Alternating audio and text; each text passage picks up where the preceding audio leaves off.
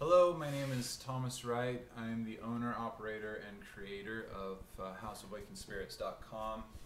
The reason I am doing this video is to clear the air about a few questions I've been getting since I launched the website.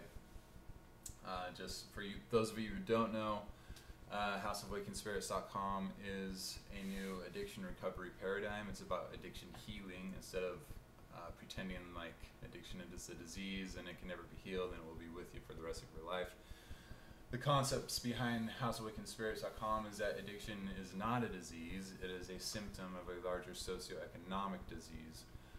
And I talk about the use of hallucinogens in addiction recovery. I want to kind of explain why I talk about hallucinogens, because it seems a lot of people aren't quite grasping the concept, and that's okay. It takes some time for some of these new paradigms to really, for the idea to really sink its teeth in the public mind. So there's only one way to fix an addiction, and that is to interface with your subconscious mind and to deal with past issues and let them go. You have to identify them, you have to resolve your issue and let it go. And that's the only way to clear up an addiction. So there's only two ways you can interface with your subconscious mind. One is through meditative experience and through mystic experience.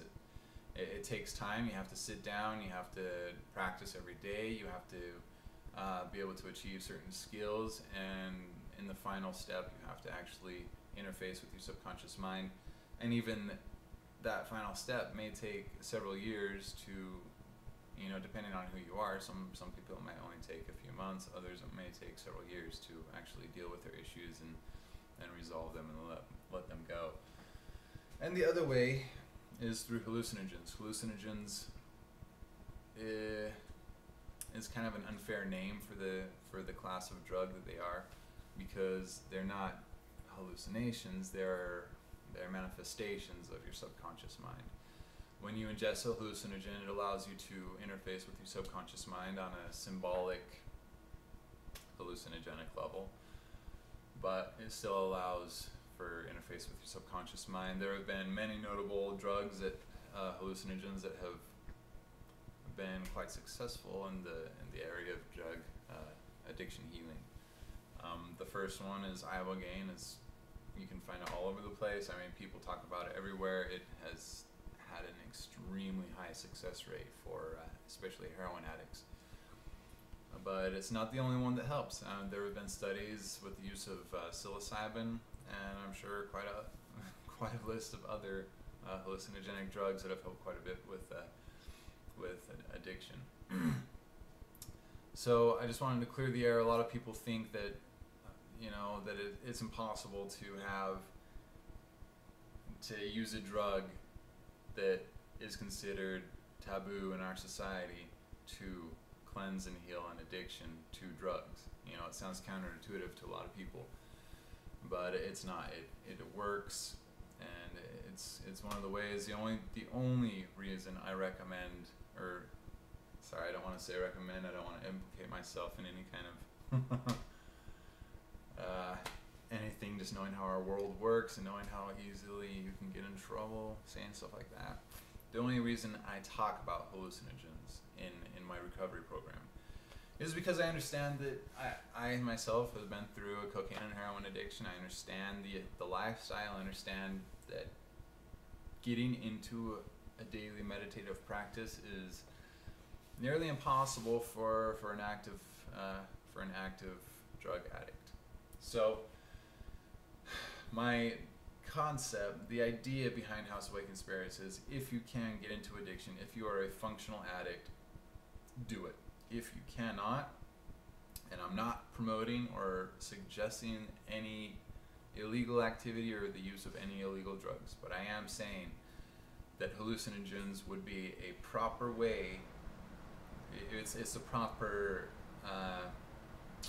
utility for that buffer zone, from chaotic addict lifestyle to being able to get into meditation properly.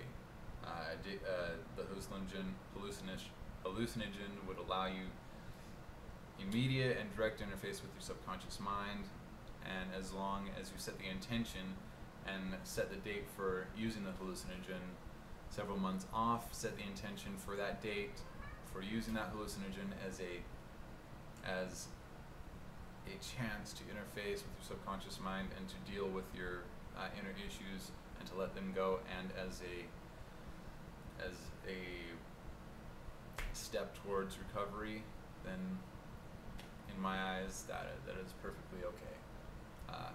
But I do suggest that as soon as you have enough control of your life to where you can start meditating and start a good daily meditation practice, to switch over to that immediately and begin your meditation practice.